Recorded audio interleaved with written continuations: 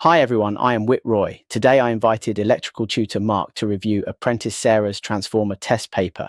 First, I will show all the test questions on the screen. You can have a try yourself, then Mark will go through Sarah's paper. For each question, tutor will explain why the correct answer is right and why the other options are wrong. I hope you enjoy this style of learning. First, let's start this transformer test. 3, 2, 1, go.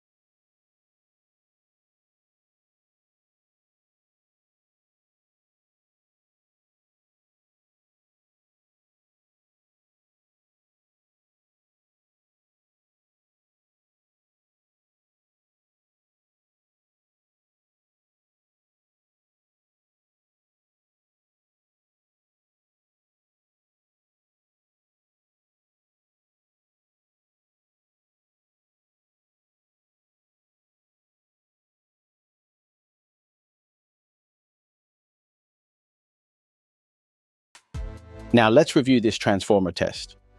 3, 2, 1, go. Question 31. Regarding transformer operation, which statements are correct?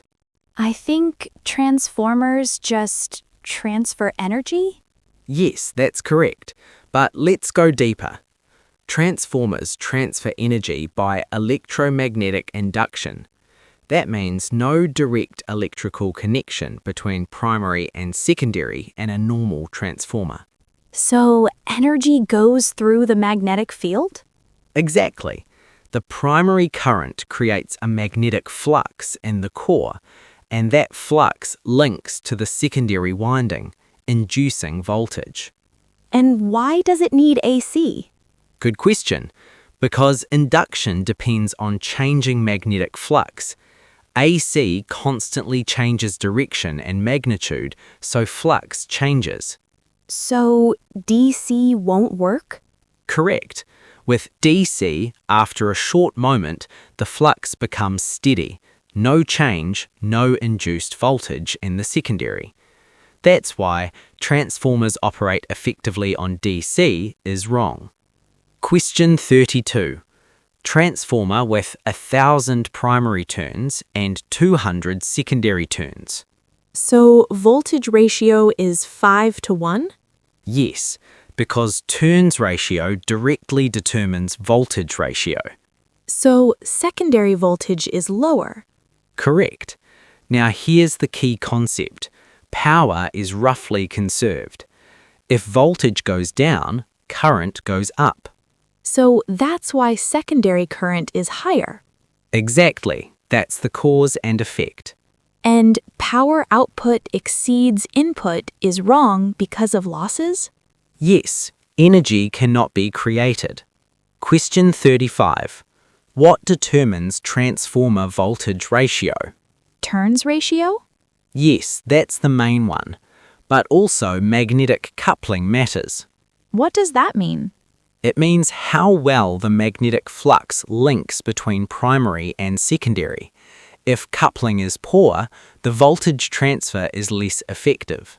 So load current doesn't set the voltage ratio. No, load affects current and voltage drop, not the ratio itself. Question 36. Copper losses. That's current in windings. Yes, copper loss is I squared R loss, current flowing through resistance. So higher current means more heating. Exactly. That's the cause and effect. Why is magnetic flux wrong? Because flux relates more to core losses, not copper losses. Question 35. Iron losses. I wasn't very sure here. That's okay. Let's break it down. Iron losses happen in the core, not the windings. They include hysteresis loss, magnetizing and demagnetizing the core, and eddy current loss, currents circulating inside the core. And they happen even with no load? Yes, because the transformer is still energized, flux is still present. So they don't depend on load current. Correct. That's why that option is wrong. Question 36. When load increases, Secondary current increases? yes, that's the first effect. Now think deeper. If the load draws more current, the secondary current increases. That requires more power from the primary. So primary current also increases. Exactly, that's the link. And voltage drops. Yes, due to internal impedance of windings.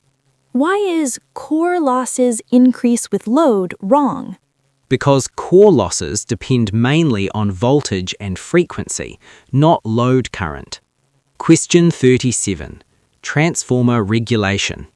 I find this one confusing. That's normal. Regulation is about how much the voltage drops from no load to full load. It depends on internal impedance, load current, and power factor. So frequency and core material don't mainly affect regulation. Not directly in this context. Question 38. Poor voltage regulation. I chose high load current. Good. Let's expand. High load current equals larger voltage drop equals poorer regulation. Low power factor also makes voltage drop worse. High winding impedance also increases voltage drop. So all three link to voltage drop. Exactly, that's the pattern. Question 40. 10 kVA transformer at 230 volts. I wasn't very confident here. Let's walk step by step. Power equals 10 kVA. Voltage equals 230 volts. Current equals power divided by voltage. So about 43.5 amps? Yes. Now, key idea. Current depends on load. Even though it's rated at 10 kVA, the actual current depends on how much load is connected. So voltage alone does not determine power. Correct. That option is wrong. Question 40. Efficiency. Output over input? Yes, efficiency is output power divided by input power. So losses reduce efficiency. Correct, and efficiency changes with load. So it's not always 100%. Exactly.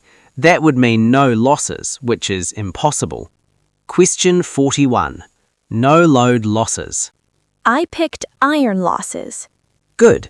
At no load, there's very little current, so copper loss is minimal, but the transformer is still energized, so core losses exist. So iron losses equal constant type loss. Yes, load-dependent losses are not present at no load. Question 42. Auto transformers. I got confused here. That's okay. Key idea. Primary and secondary share the same winding.